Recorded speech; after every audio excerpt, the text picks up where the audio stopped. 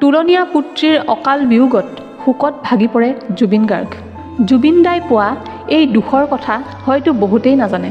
ইফালে জুবিন দাৰ মঞ্চত সহশিল্পী আৰু অনুৰাগীয়ে জুবিন দাৰ গীতলৈ অপেক্ষা কৰি ৰৈ আছে। কিন্তু জুবিন দাই মঞ্চত উঠি এটা গীতৰ মাত্ৰ দুশাৰী গাব নোৱাৰা হৈ পৰিল। কাৰণ সেই ছোৱালীজনীৰ খবৰে দাদাক ভিতৰৰ পৰা একেবাৰে ভাঙি পেলাইছিল। আৰু দাদাই ক'লে, মই আজি আৰু গান গাব নোৱাৰিম, মোৰ আজি গান গাবলৈ মন নাই। আজি মোৰ গান গাবলৈ মন নাই।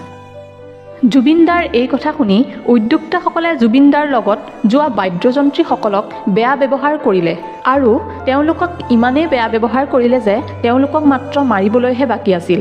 তেওঁলোকে প্ৰচাৰ কৰিলে যে জুবিন গাৰ্গে মদৰ নিচাত গান গাব নোৱাৰিলে। আৰু এয়াই আছিল আমাৰ জুবিন দা। মাত্ৰ এটা উদাহৰণ। এনেকুৱা বহুত হাজাৰ হাজাৰ উদাহৰণ আছে যিবোৰ আজিলৈকে বহুতে গমেই নাপায়।